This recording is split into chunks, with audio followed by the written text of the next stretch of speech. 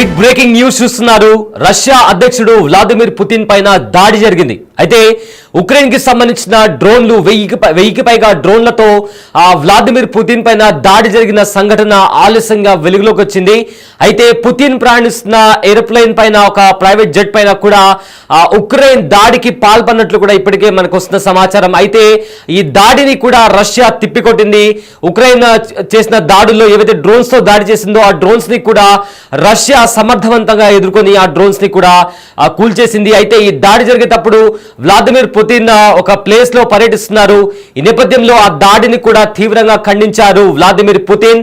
Ukraine తమ పతనాన్ని కోరుకుంటుందంటూ కూడా Vladimir Putin స్పందించారు. అయితే ఒక ప్రాంతానికి పర్యటిస్తున్న సమయంలో దాడి జరిగినట్టు తెలుస్తుంది. పుతిన్ వెళ్తున్న హెలికాప్టర్ పై ఉక్రెయిన్ డ్రోన్ అటాక్ కు ప్రయత్నించింది. అయితే అధ్యక్షుడికి రక్షణ కల్పించారు ఏడీ కమాండర్. అలర్ట్ అయిన ఏడీ కమాండర్ వెంటనే పుతిన్ కు రక్షణ కల్పించారు. అయితే ఈ క్రమంలో ఉక్రెయిన్ డ్రోన్లను రష్యా సైన్యం కూడా ధ్వంసం చేసింది. అయితే ఈ ఘటన ఆలస్యంగా వెలుగులోకి వచ్చింది. దీనిపై రష్యా అధ్యక్షుడు పుతిన్ కూడా స్పందించారు.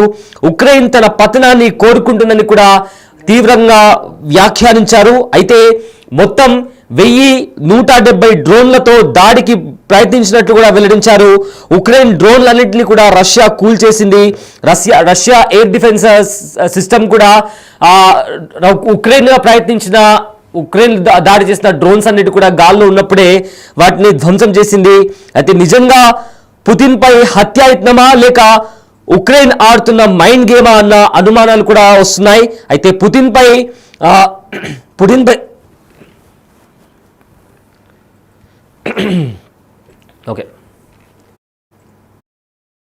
అయితే పుతిన్ పై దాడిని ఖండిస్తూ ఇప్పటికే రష్యా కూడా దానికి సంబంధించిన తగిన జవాబు చెప్తామని కూడా చెప్పింది. అయితే ఉక్రెయిన్ పై డ్రోన్స్ అదేవిధంగా మిసైల్స్ తో కూడా దానికి సమాధానంగా రష్యా కూడా డ్రోన్స్ తో విరుచుకుపడింది.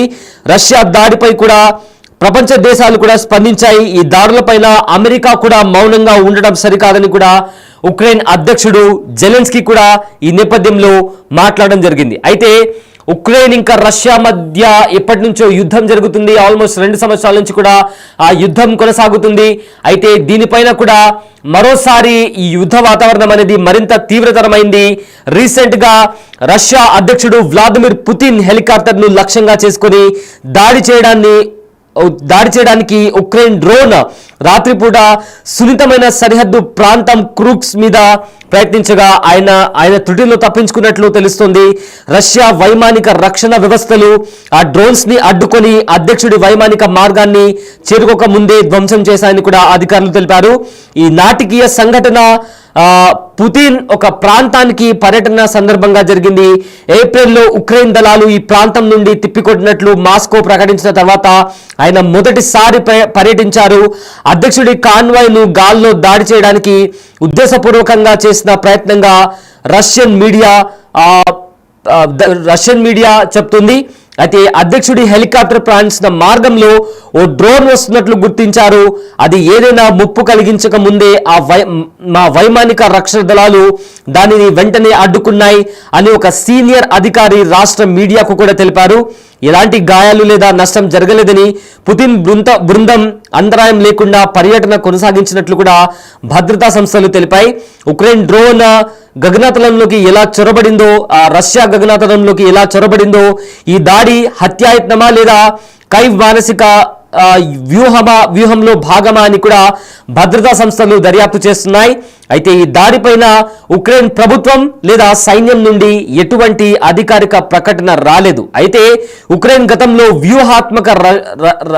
వ్యూహాత్మక రష్యన్ స్థానాలను లక్ష్యంగా చేసుకుంది. 2024 ఆగస్టులో ఉక్రెయిన్ ఆకస్మిక దాడి జరిగినప్పటి నుండి ఆ ప్రాంతం ఒక ఉద్రిక్త ప్రదేశంగా మిగిలిపోయింది. అయితే ప్రజెంట్ కొనసాగుతున్న యుద్ధంలో మాస్కోకు పెద్ద వ్యూహాత్మకంగా దెబ్బతీయాలని కూడా రష్యా ప్లాన్ చేస్తుంది. అందులో భాగంగానే ప్రస్తుతం కొనసాగుతున్న యుద్ధంలో మాస్కోకు ఇదొక పెద్ద దెబ్బగా కూడా పరిగణించబడుతుందని కూడా తెలుస్తుంది. అయితే ఏప్రిల్ 26న కూర్స్క్ పై పూర్తి నియంత్రణ తిరిగి పొందామని కూడా రష్యా పేర్కొంది. కానీ ఉక్రెయిన్ దీనిని తోసిపుచ్చింది. ఆ ఆపరేషన్ తర్వాత పుతిన్ తాజా సందర్శన బల ప్రదర్శనగా భావించబడింది. రీసెంట్ గా అమెరికా యూరోపియన్ కాల్పుల విరమణ ప్రతిపాదనలను కూడా పుతిన్ తిరస్కరించడంతో హై టెన్షన్ వాతావరణం ఏదైతే ఉందో అది ఎక్కువగా కనిపిస్తుంది. అయితే ఉక్రెయిన్ ను తిరిగి ఆయుధంగా మార్చుకోవడానికి పశ్చిమ దేశాల కాల్పుల విరమణ చర్చలను కూడా ఉపయోగిస్తామని కూడా విదేశాంగ మంత్రి సెర్గీ కూడా ఆరోపించారు. అయితే ప్రజెంట్ మనము బిగ్ టీవీ స్క్రీన్ పైన ఆ దాడికి సంబంధించిన విజువల్స్ కూడా మనము చూస్తున్నాము. అయితే ఆ యుద్ధం జరిగేటప్పుడు ఏ రకంగా రష్యా ఉక్రెయిన్ సోల్జర్స్ పైన దాడికి దిగిందా దానికి సంబంధించిన విజువల్స్ కూడా మనము బిగ్ టీవీ స్క్రీన్ పైన చూస్తున్నాము. అయితే టార్గెట్ ని లాక్ చేసి అక్కడ వెళ్తున్న సోల్జర్స్ ని కూడా టార్గెట్ చేసి చంపేశారు, హతమార్చారు. అయితే పుతిన్ పైన దాడి జరిగిన తర్వాత రష్యా ఇంకా ఉక్రెయిన్ మధ్య టెన్షన్ వాతావరణం మరింత తీవ్రతరమైంది. ఇప్పటికే గత 2 సంవత్సరాలుగా ఈ 2 దేశాలు ఒకరిపైన ఒకరు యుద్ధం చేస్తున్నాయి. ఈ నేపథ్యంలో అటు రష్యా ఇటు ఉక్రెయిన్ నువ్వా నేనా అంటూ దాడులపైన దాడులు జరుపుకుంటున్నారు. ఇదే నేపథ్యంలో పుతిన్ ను హతమార్చేందుకు కూడా ఉక్రెయిన్ ప్రయత్నించిందని ఇప్పటికే కొన్ని ఆరోపణలు వినిపిస్తున్నాయి. అయితే దీనికి సంబంధించి ఉక్రెయిన్ తరపున ఎలాంటి వివరణ కానీ ఉక్రెయిన్ అధ్యక్షుడు జెలెన్స్కీ కానీ లేదా వాళ్ళ రక్షణ శాఖ అధికారులు కానీ దీని తరపున ఎలాంటి ఏ మాట కూడా చెప్పలేదు. కానీ రష్యా మాత్రం ఇది ఖచ్చితంగా ఉక్రెయిన్ చేసిన దాడియా అంటే పుతిన్ ని హతమార్చాలని పన్నాగమా లేదా వ్యూహాత్మకంగా పన్నిన పన్నాగమా అంటూ కూడా దీనికి సంబంధించి దర్యాప్తు సంస్థలు కూడా దర్యాప్తు చేస్తున్నారు. మొత్తం మీద ఇప్పటికే ఈ దాడులకు సంబంధించి ఈ ఘటన ఆలస్యంగా వెలుగులోకి వచ్చిందని కూడా తెలుస్తుంది.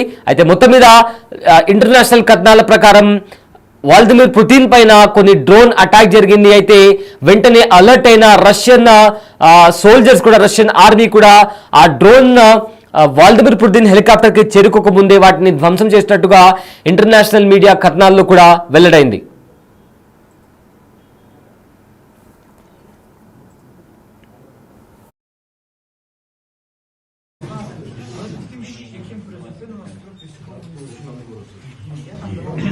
Дуже